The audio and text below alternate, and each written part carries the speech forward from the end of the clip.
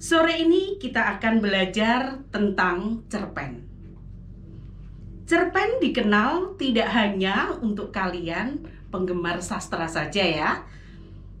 Materi ini merupakan bagian dari pembelajaran bahasa Indonesia di kelas 9 semester 1. KD yang akan kita kupas adalah menelaah struktur dan aspek kebahasaan cerita pendek yang dibaca dan didengar. Pendengar setia, apakah itu cerpen? Cerpen merupakan bentuk karya sastra berupa prosa yang menggambarkan suatu tokoh serta lingkungannya, disertai berbagai permasalahan yang menimpa para tokoh tersebut, serta bagaimana solusi untuk memecahkan permasalahan itu. Bu Mul, sebelum kita lanjut bincang kita, boleh saya bertanya dulu ya? Apakah ada bedanya antara cerpen dan novel? Keduanya kan sama-sama cerita, sama-sama menarik untuk dibaca. Oh, tentu boleh Bu Eli. Cerpen dan novel bedanya hanya kalau novel berkisah dengan panjang lebar, terdiri dari bab dan subbab. Sedangkan kalau cerpen dapat kita baca dalam sekali duduk. Berarti kalau kedua cerita tersebut disajikan dalam bentuk kutipan, hampir sama ya Bu Mul? Ya, benar Bu Eli. Untuk lebih jelasnya, mari kita uraikan atau kita bahas dari cerpen itu menurut cirinya. Yang pertama, cerpen mempunyai ciri-ciri. Yang pertama berupa tulisan yang singkat, padat, dan jelas. Yang kedua, teks tidak lebih dari 10.000 kata. Yang ketiga, menceritakan kehidupan sehari-hari para tokoh. Yang keempat, dapat habis dibaca dalam sekali duduk. Yang kelima, masalah yang disajikan hanya masalah yang utama saja.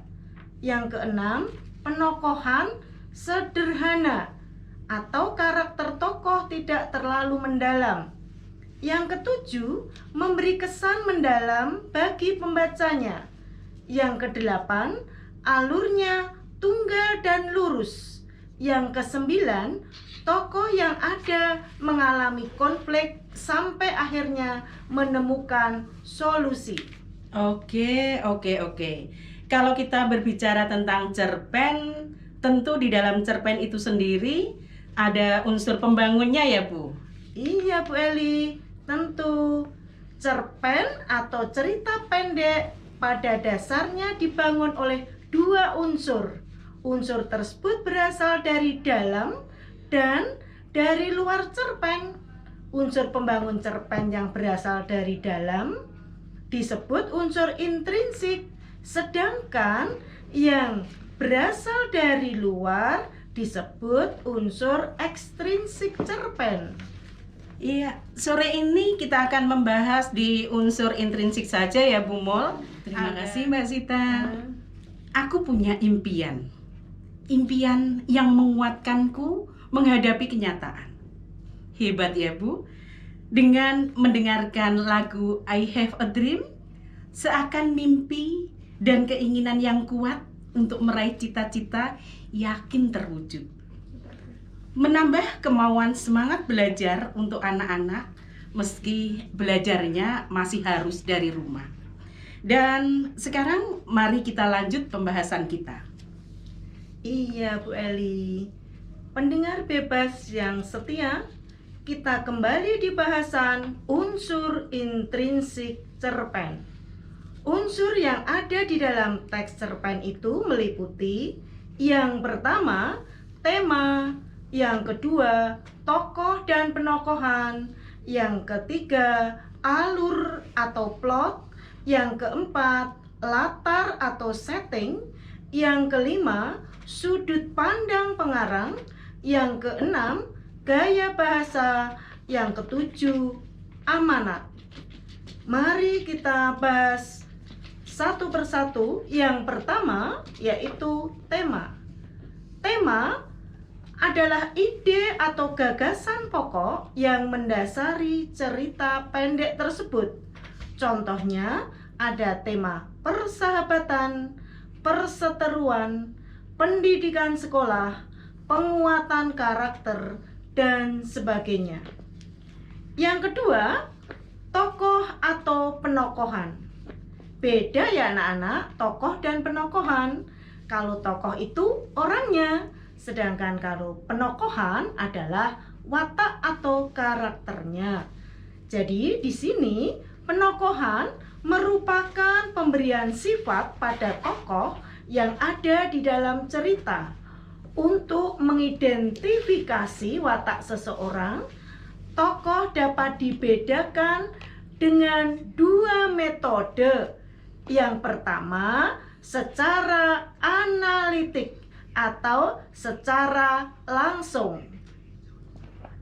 Yang kedua, secara dramatik atau secara tidak langsung. Sebentar Bu Mul, saya ingin sedikit bertanya nih ya.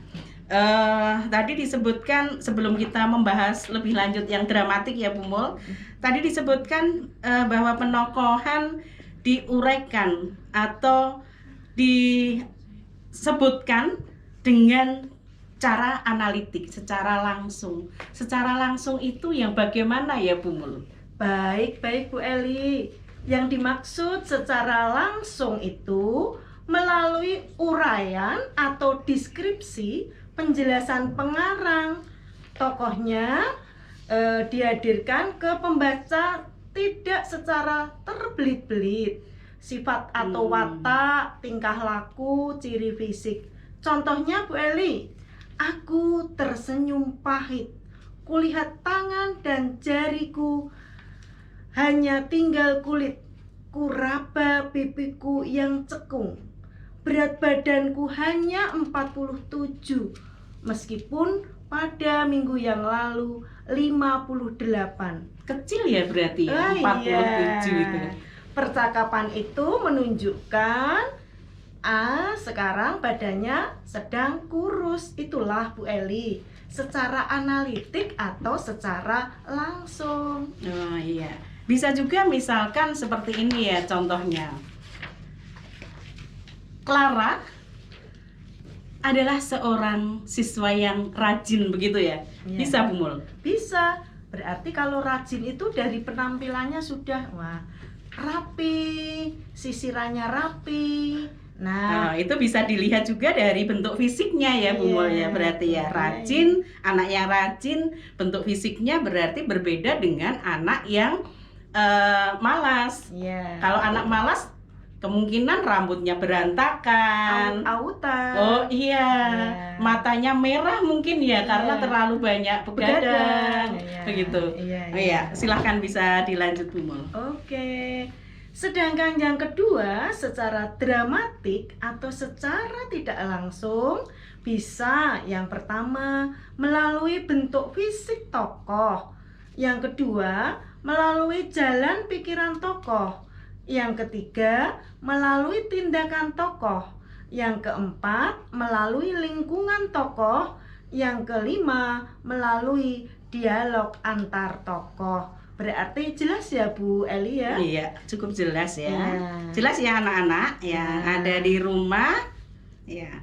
Untuk selanjutnya Bu Mul? Iya, yang selanjutnya yaitu kita sampai pada alur atau plot. Alur adalah urutan peristiwa, sebab akibat yang menjalin suatu cerita. Kemudian kita bisa mengenal beberapa jenis alur. Yang pertama yaitu alur maju atau biasa disebut dengan alur progresif, yaitu alur yang klimaksnya berada di akhir cerita. Yang kedua yaitu alur mundur atau biasa disebut dengan alur regresi, adalah alur yang menceritakan masa lampau yang menjadi klimaks di awal. Rangkaian peristiwa pada alur mundur berawal dari masa lampau ke masa kini dengan urutan waktu yang tidak sesuai. Kemudian yang ketiga yaitu ada alur campuran. Gabungan dari alur maju dan alur mundur, atau bisa disebut juga sebagai alur maju mundur, adalah alur yang diawali dengan klimaks, kemudian menceritakan masa lampau dan dilanjutkan hingga tahap penyelesaian. Bagaimana Bu Eli? Silahkan dilanjut. Oke, Bu Mul. Ya, saya masuk ke unsur pembangun yang selanjutnya ya anak-anak, yaitu pada bagian setting. Setting biasa juga disebut dengan latar. Latar di sini merupakan gambaran tempat, waktu, dan suasana di mana peristiwa dalam cerita itu terjadi. Selanjutnya, unsur pembangun yang kelima yaitu sudut pandang atau biasa juga disebut point of view. Sudut pandang dalam hal ini adalah kedudukan pengarang dalam cerita. Sudut pandang bisa berupa orang pertama dan orang ketiga. Sudut pandang orang pertama terbagi menjadi dua, yaitu sudut pandang orang pertama sebagai pelaku utama, dan yang kedua sudut pandang orang pertama sebagai pelaku sampingan. Saya uraikan sedikit tentang sudut pandang orang pertama sebagai pelaku utama.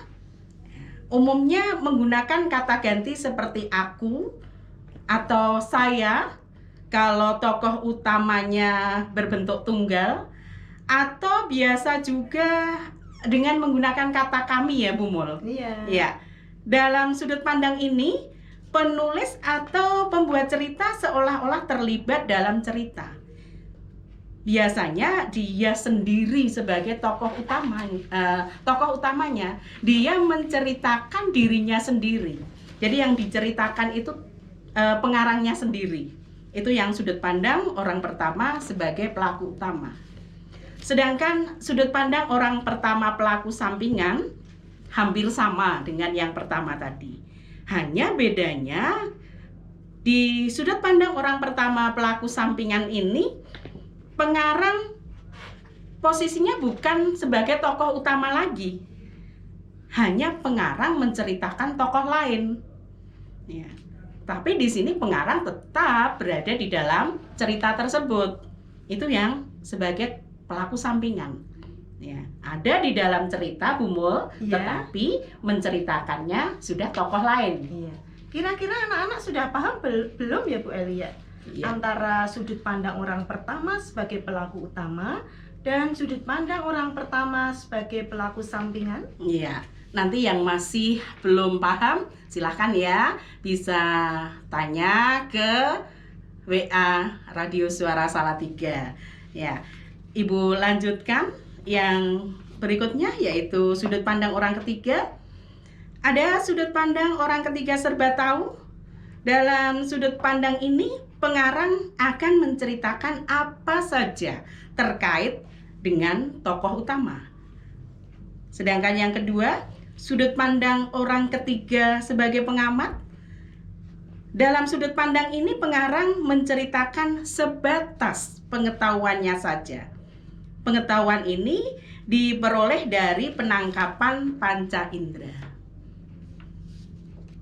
Unsur pembangun yang keenam yaitu gaya bahasa.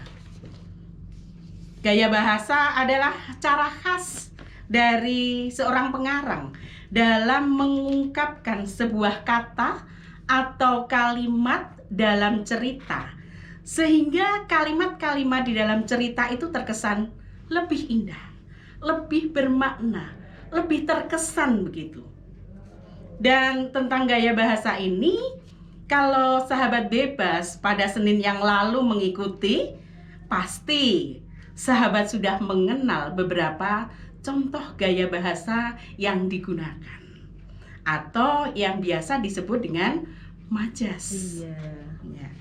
Unsur pembangun yang terakhir yaitu amanat. Amanat di sini merupakan pesan moral atau nasihat yang dapat diambil oleh pembaca dan dapat digunakan sebagai contoh serta pedoman dalam kehidupan. Amanat yang dapat disampaikan biasanya bisa melalui dua cara gitu. Yang pertama secara tersurat dan yang kedua secara tersirat.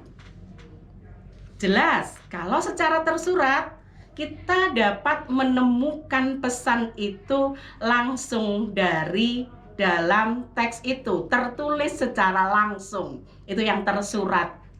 Tersurat artinya tertulis begitu, ya Bumbul ya. Kemudian yang kedua tadi yang tersirat, kita pembaca itu mengangkat sendiri, menyimpulkan sendiri apa amanat di dalam cerita itu. Terima kasih Mbak Sita. Sahabat bebas, agar lebih memahami poin-poin, saya akan bacakan kutipan cerita dan selanjutnya akan kita ulas kutipan tersebut. Setelah tadi malam hujan deras membungkus kota, pagi ini hari yang cerah.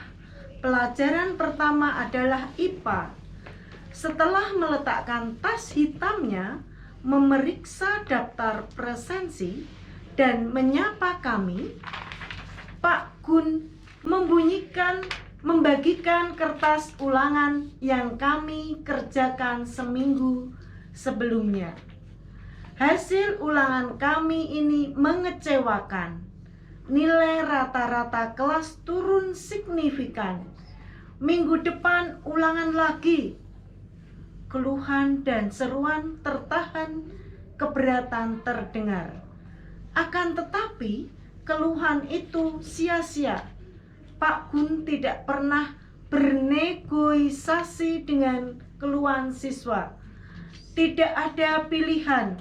Kami segera mengeluarkan buku catatan, bersiap menyimak pelajaran. Oke, dari kutipan tersebut ada beberapa poin yang dapat kita temukan. Apa saja ya kira-kira ya Bu Eli? Oke, sahabat setia, masih semangat kan? Oke, kita akan mengulas kutipan yang sudah disampaikan Bu Mul. Kalau kita perhatikan dalam kutipan tersebut, kita dapat menentukan sudut pandang, setting, penokohan, dan gaya bahasa ya Bu. Iya. Kita dapat menemukan bahwa sudut pandang atau point of view dari kutipan tersebut adalah pengarang menggunakan sudut pandang orang pertama. Terbukti ada tokoh kami dalam cerita tersebut.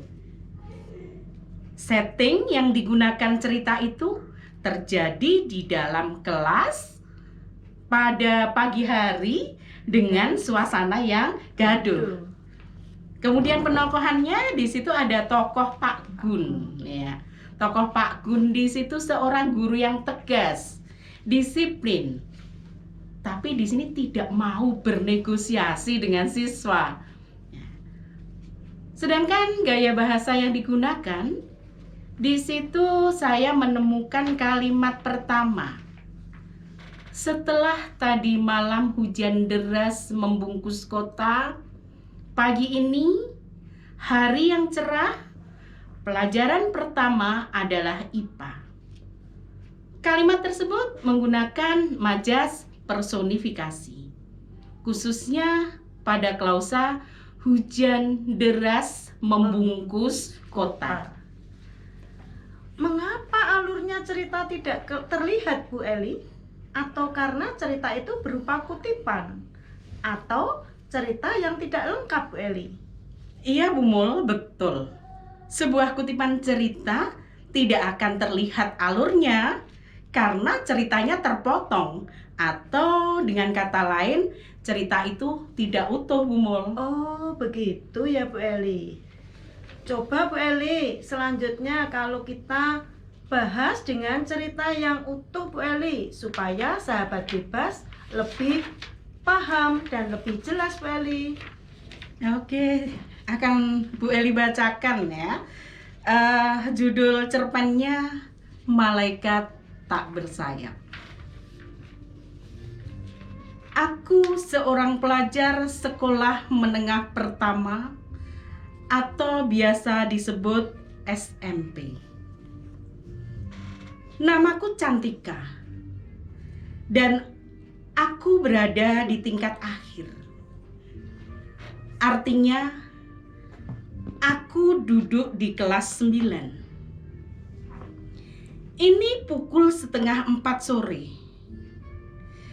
Dan aku seharusnya bersyukur karena bisa pulang lebih awal dari yang direncanakan.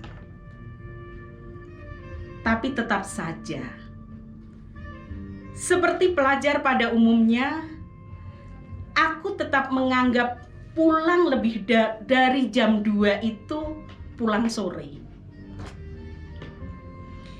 Isuzu yang kutumpangi berhenti di lampu merah Pasar Sapi. Aku sedikit melirik laki-laki paruh baya di sebelahku. Kulitnya sawo matang, sepertinya sudah biasa terpapar sinar matahari. Peluh di wajahnya juga terlihat. Ditambah guratan-guratan di sana. Tampaknya ia benar-benar seorang pekerja keras yang rela membanting tulang demi keluarga. Aku menunduk. Rasa bersalah tiba-tiba menghantuiku. Benar adanya. Aku yang hanya diminta melakukan hal-hal sepele, terkadang tak beranjak mengerjakannya.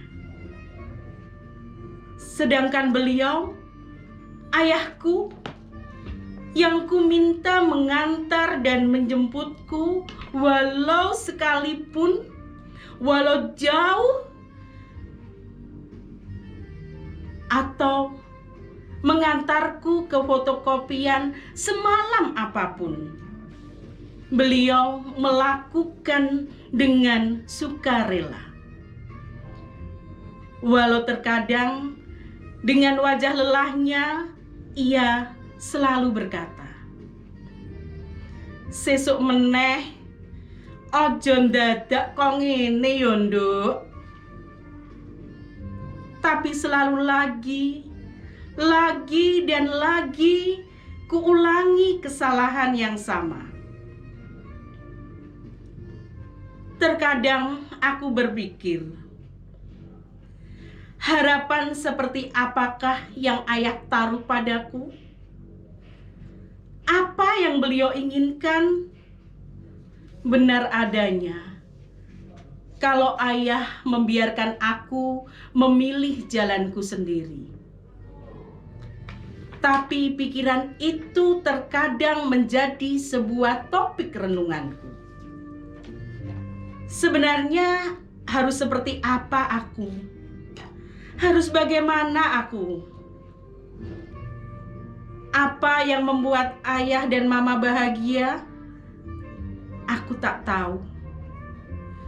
Maafkan bila Cantika terkadang mengecewakan atau membuat kalian khawatir. Saat itu aku berpikir, aku akan berusaha menjadi pribadi yang lebih baik. Akan mengusahakan segala yang terbaik hingga nanti. Aku ingin menjadi seperti ayah. Pribadi yang sederhana, ramah, baik kepada sesama, suka menolong, dan rajin beribadah. Ayah, terima kasih atas segala yang kau berikan. Maafkanlah diriku bila terkadang perkataan atau perbuatanku menggoreskan luka di hatimu. Maafkan diriku bila aku belum bisa menunjukkan dan memberikan yang terbaik untukmu.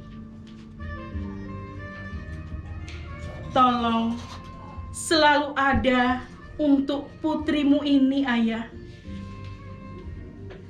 Ayah, putrimu ini sangat bangga padamu. Ayah, engkau selalu menjagaku. Jasamu sangat besar yang mungkin tak bisa kubalas. Bersama dengan Mama, kalian selalu di hatiku. Bersama dengan Mama, engkau Ayah selalu di pikiranku. Bersama dengan Mama, engkau Ayahku, kalian adalah malaikat tak bersayap. Ayahku, dia bagaikan superheroku. Waduh, ceritanya menyentuh sekali, Bu Eli. Saya jadi terharu. Ya, bagaimana sahabat bebas? Dari cerita Bu Eli tadi, mari kita analisis bersama-sama cerita tersebut. Kira-kira setelah kalian belajar, setelah kalian mendengarkan, coba judulnya kira-kira apa ya Bu Eli? Iya, jelas ya, tadi sudah Bu Eli sampaikan judulnya Yaitu Malaikat Tak Bersayap. Iya. Penulisnya Cantika, temanya penyesalan. Mengapa kita mengambil temanya tadi penyesalan? Karena cerita tersebut adalah sang tokoh aku dalam cerita Malaikat Tak Bersayap mengintrospeksi dirinya tentang apa yang telah diperbuatnya dan akan memperbaikinya di kemudian hari. Alurnya maju. Alur cerita tersebut termasuk alur maju karena urutan peristiwanya berawal dari perkenalan, kemudian muncul konflik, klimaks, anti klimaks, dan diakhiri dengan penyelesaian. Tokoh dan penokohannya, tokohnya aku sebagai tokoh antagonis, yaitu Cantika. Penokohannya dalam cerita Malaikat Tak Bersayap menggunakan penokohan secara dramatik seperti pada penjelasan yang awal tadi. Dapat dilihat melalui jalan pikiran tokoh aku. Aku seorang pelajar sekolah menengah pertama atau biasa disebut SMP. Namaku Cantika dan aku berada di tingkat akhir. Artinya aku duduk di kelas 9. Ini pukul 3:30 sore dan aku seharusnya bersyukur karena aku bisa pulang lebih awal dari yang direncanakan. Tapi tetap saja, seperti pelajar pada umumnya, aku tetap menganggap pulang lebih dari jam 2 itu pulang sore. Begitu Bu Eli. Ayo Bu Eli, dilanjutkan analisisnya Bu Eli. Iya Bu Mol, anak-anak, ya Bu Eli bahas analisis selanjutnya ya dari cerita Malaikat Tak Bersayap, tiba pada poin sudut pandang. Ya, sudut pandang yang digunakan pada cerita Malaikat Tak Bersayap menggunakan sudut pandang orang pertama, yaitu tokoh utama menceritakan dirinya sendiri. Tokoh aku atau Cantika ya tadi ya Bu Mul ya. Cantika. Jadi Cantika menceritakan dirinya sendiri. Ya, kejadian yang dialaminya sendiri. Kemudian yang berikutnya latar atau setting. Tempat kejadiannya berada di sebuah Isuzu. kemudian latar waktunya sore hari sepulang sekolah dengan suasana menyedihkan, mengharukan ya tadi ya, Iya. Bu Mul, dan menegangkan. Amanat pada malaikat tak bersayap. Ya. Kita bisa mengambil amanatnya atau pesan yang terkandung di dalamnya, bahwa kita harus bisa menghormati dan menghargai jasa kedua orang tua kita. Kita tidak boleh melupakan jasa mereka, dan kita mesti berusaha memperbaiki diri menjadi pribadi yang lebih baik lagi ke depannya. Bagus ya Bu Eli, amanatnya ya Bu Eli ya. Iya, betul sekali Bu Mul. Kemudian kita selanjutnya masuk pada gaya bahasa yang digunakan pada malaikat tak bersayap. Ya, di situ ada 4 majas Bu Mul. Ya, majas yang pertama adalah majas personifikasi. Ya, majas personifikasi ini gaya bahasa yang mengungkapkan atau ungkapannya seakan menggantikan fungsi benda mati yang dapat bersikap atau berperilaku sebagaimana manusia. Di situ kita menemukan klausa, rasa bersalah tiba-tiba menghantuiku. Kemudian majas yang kedua yaitu majas hiperbola. Majas ini mengungkapkan sesuatu dengan kesan yang berlebihan. Ya, kita menemukan pada kalimat, peluh di wajahnya juga terlihat, ditambah dengan guratan-guratan di sana. Tampaknya ia benar-benar seorang pekerja keras yang rela membanting tulang demi keluarga. Nah, membanting tulang di situ. Ya. Kemudian yang ketiga, kita menemukan majas asosiasi. Majas asosiasi adalah majas yang menggunakan ungkapan dengan membandingkan dua objek yang berbeda. Contohnya, dia ayahku, dia bagaikan superheroku. Kemudian yang keempat yaitu majas repetisi. Majas ini menggunakan kata-kata yang berulang, mengulang kata-kata yang sama untuk menegaskan arti. Kita menemukan pada kalimat tapi, selalu, lagi, dan lagi kuulangi kesalahan yang sama. Nah, kemudian di akhir bahasan, di akhir analisis, kita menemukan relevansi dengan zaman sekarang ya Bu Mul. Iya. Ya, relevansinya saat ini ternyata masih banyak anak yang belum bisa menghormati dan menghargai jasa kedua orang tua kita. Padahal seharusnya kita tak boleh melupakan jasa mereka. Ya, mereka sudah banyak berjasa pada kita. Kita mesti berusaha memperbaiki diri menjadi pribadi yang lebih baik. Ya, lebih baik untuk masa depan kita sendiri tentu saja. Ya, tetapi kenyataannya seperti yang saya ungkapkan tadi, kenyataannya tidak semua anak seperti itu Bu Mul. Tapi harapan kita setelah mendengarkan suara Salatiga, harapan kita anak-anak menjadi lebih baik lagi tentu saja.